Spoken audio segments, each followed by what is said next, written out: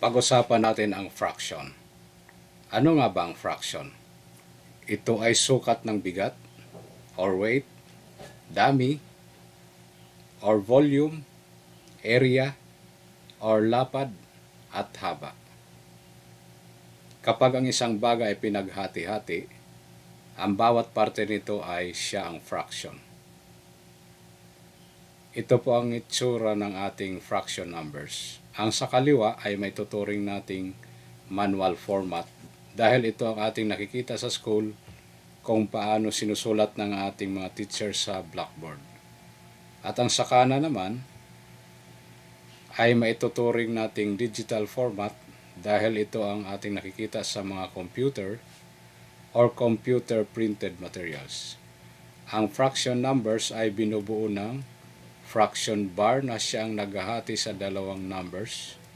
Ang sa taas na number ay tinatawag na numerator at ang sa baba naman ay tinatawag nating denominator. Ano nga ba ang numerator at denominator? Ang denominator ay tumutukoy sa kung ilang parte na hati ang isang bagay. Ang numerator naman po ay tumutukoy sa mga parte na pinag-uusapan o tinanggal or natira sa pagkakahati ng isang bagay. Halimbawa po, meron po tayong hugis bilog na isang bagay. At hatiin po natin ito sa pinakasimple, dalawang hati po. Dahil nahati po siya sa dalawa, ang magiging denominator niya ay 2 at ang bawat parte niya ay may numerator na 1. Kaya ang fraction numbers sa bawat parte ay 1/2. Halimbawa, hinati na naman po natin siya sa 4. Ang magiging denominator niya ay 4. At ang bawat parte ay magkakaroon ng numerator na 1. So, ang magiging fraction number bawat parte ay 1/4. Halimbawa po, nahati na naman siya sa 8. Ang magiging denominator niya ay 8. At ang bawat parte ay magkakaroon ng numerator na 1. So, ang bawat parte ay may fraction number na 1/8. Halimbawa po, nahati na naman siya sa 16. Ang kanyang maging denominator ay 16. At ang bawat parte ay may numerator na 1. Kaya ang fraction bawat parte ay 1/16. Basta tandaan nyo lang po kung ang isang bagay ay nahati sa kung ilang parte, yun ang kanyang magiging denominator at ang bawat parte ay may numerator na 1. Halimbawa po, may isang bagay naman na pahaba. Hatiin po natin siya sa pinakasimple, dalawang hati po. Ang kanyang maging denominator ay 2 at ang numerator bawat parte ay 1. Kaya ang fraction numbers sa bawat parte ay 1/2. Halimbawa po, nahati na naman siya sa, bilangin natin, 1, 2, 3, 4, 5, 6, 7, 8, 9, 10, 11, 12, 13, 14, 15, 16. 16 na hati po, kaya meron siyang denominator na 16. At ang bawat parte ay may numerator na 1. Marahil ay nagtataka kayo kung bakit lagi na lang 1 ang numerator. Kasi ang numerator ay tumutukoy po sa isang parte sa pagkakahati ng isang bagay. Pwede rin po siyang magbago kapag ang isang parte ay dinagdag natin sa ibang parte. Katulad nitong 1/16, idadagdag natin dito sa isang 1/16 at idadagdag pa natin dito sa ibang parte at dito pa sa isang parte, ay pwede pong magbago ang numerator. Ganito po yon: 1/16 plus 1/16 plus 1/16 plus 1/16 equals 4/16. Bakit numerator lang po ang nagbago at ang denominator ay hindi?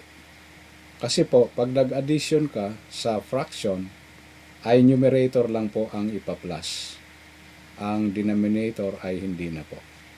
So, 416 ang kanyang fraction at pwede pa pong makuha ang kanyang lowest term.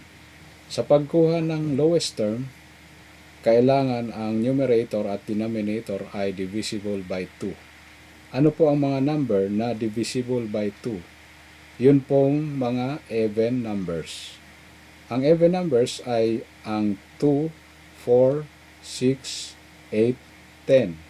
At ang hindi naman divisible by 2 ay ang mga odd numbers na 1, 3, 5, 7, 9.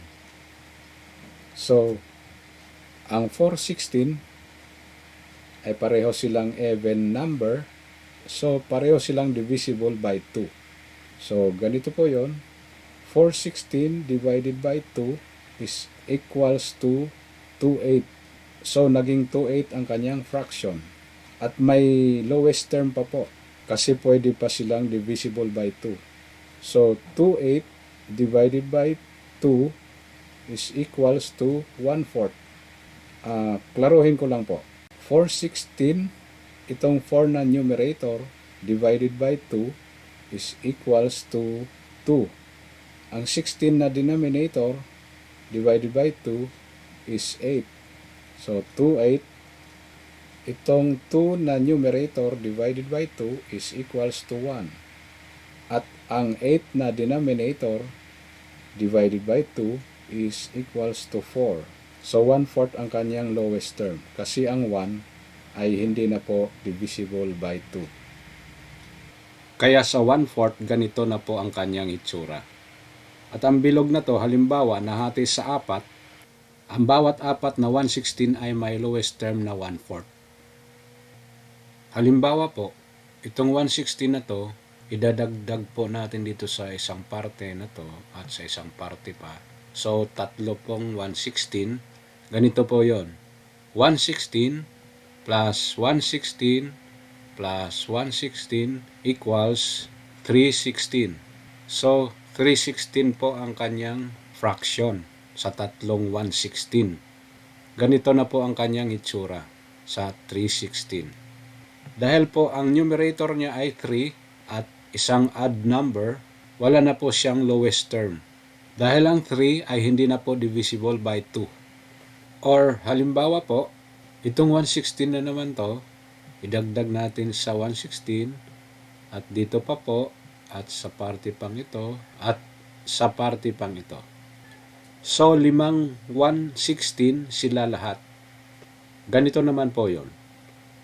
116 plus 116 plus 116 plus 116 plus 116 equals 516.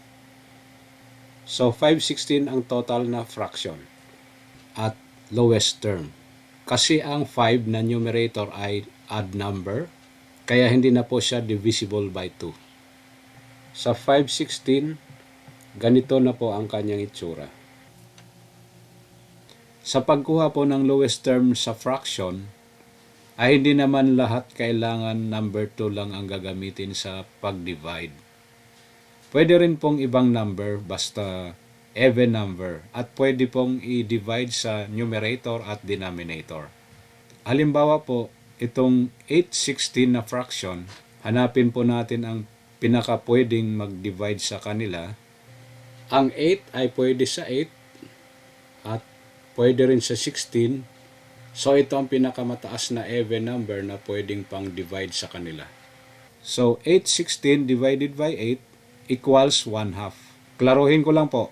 8 na numerator divided by 8 equals 1.